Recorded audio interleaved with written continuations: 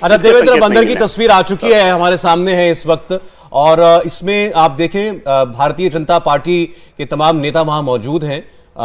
स्वतंत्र देव सिंह वहां नजर आ रहे हैं, केशव प्रसाद मौर्य जो है वो नजर आ रहे हैं, डॉक्टर दिनेश शर्मा जो है वो भी वहां पर दिखाई दे रहे हैं, संजय निषाद भी हैं और आशीष पटेल भी हैं जो सहयोगी दल हैं बीजेपी के। जी हाँ, तो गवर्नर साहिबान को दिया जा चुका है पत्र अपने विधायकों की संख्या का, और सहयोगी दलों के भी जो समर्थन के पत्र हैं वो उनको दिए जा चुके हैं। रघुबर दास जो हैं वो भी वहां पर मौजूद हैं, उन्होंने और स्वतंत्र देव सिंह उन्होंने वो चिट्ठी जो है वो राज्यपाल तक पहुंचाई है।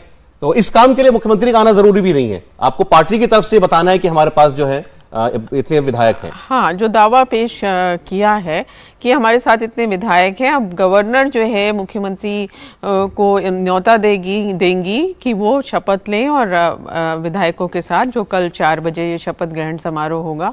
तो आपको जो ये तस्वीरें भी बहुत कुछ बता रही हैं। देखिए सौरभ, आपको आशीष पटेल दिखाई दे रहे हैं सामने, जो भगवा गमछा डाले हुए हैं।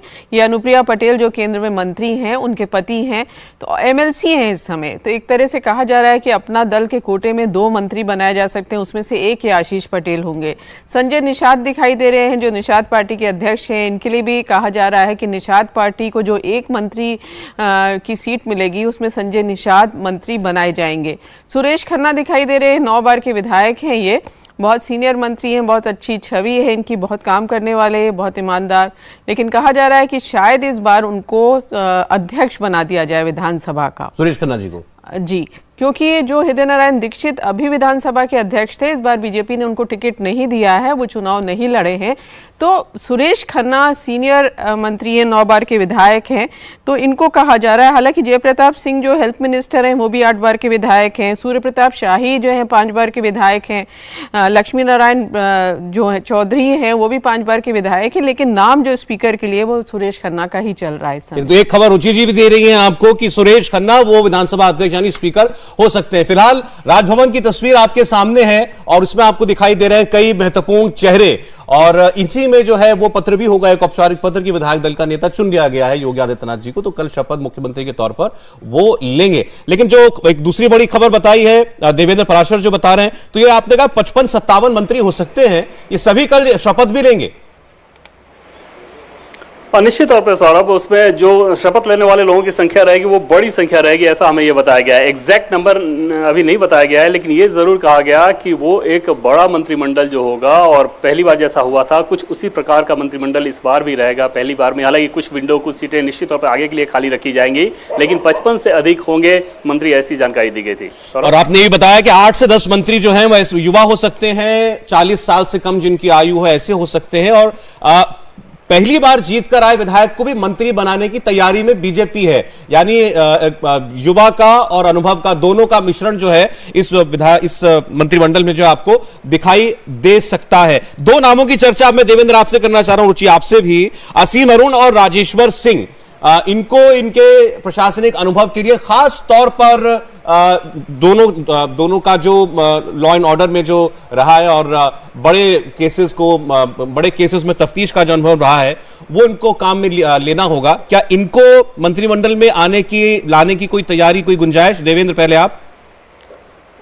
एक मोटे तौर पर सौरभ, मैं आपको 15-20 नाम की अगर सूची बता दूं तो उससे आपको पहले आइडिया लगेगा, उसके बाद इन दोनों नामों पे बात करते हैं। जैसे केशव प्रसाद मौर्य की बात कर लें, दिनेश शर्मा, बेबी रानी मौर्य, श्रीकांत शर्मा, सुनील शर्मा शाहीबाबाद से आपको ध्यान होगा कि सबसे ज्यादा वोट से जीते हैं इस बार चुनाव। सिद्धार्थनाथ सिंह, स्वतंत्र देव सिंह, असीम अरुण जिनके बारे में आप बात कर रहे हैं, ब्रजेश पाठक, डॉक्टर महेंद्र सिंह, जितिन प्रसाद, अनिल राजभर, आशुतोष टंडन, मोहसिन रजा, इसके अलावा अंजुला माहौर, भूपेंद्र चौधरी, संजय निषाद, आशीष पटेल, GS धर्मेश, संदीप सिंह, दिनेश खटीक, सुरेश पासी, ये सारे वैसे नाम हैं जो कि लगभग कंफर्म है।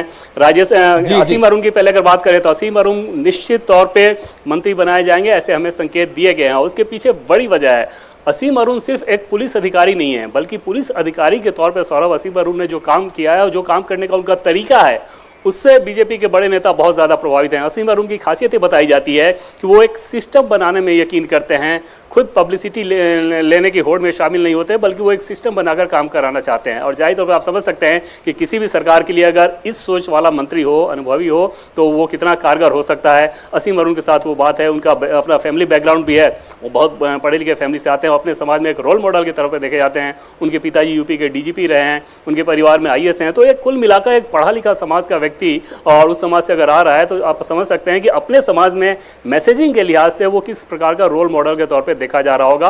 और ऐसे में निश्चित तौर पे योगी मंत्रिमंडल में उन्हें जगह दी जानी लगभग तय बताया जा रहा है। राजेश्वर सिंह को लेके निश्चित तौर पे थोड़ा सा मुझे डाउट है, हालांकि उनका नाम बहुत ज़्यादा चर्चा में है कि वो मंत्री बनाए जाएंगे, और जो उनका भी अपना प्रोफाइल है, इसमें कोई दो राय नहीं कि अपने प्रोफाइल और सभी नेताओं से अपने कनेक्शन के बल पर, सभी नेताओं की जब मैं बात कर रहा हूँ सौरभ, तो चाहे लखनऊ की बात कर लें या दिल्ली की बात करें, कमोबेश हर जगह वो वेल कनेक्टेड हैं और अच्छे तौर पे वो जाने जाते हैं। ऐसे में किसी भी कोने से उनके नाम को लेकर कोई ऑब्जेक्शन नहीं हुआ है, और इसमें माना जा सकता है कि शायद उन्हें भी मंत्रिमंडल में जगह दी जाए।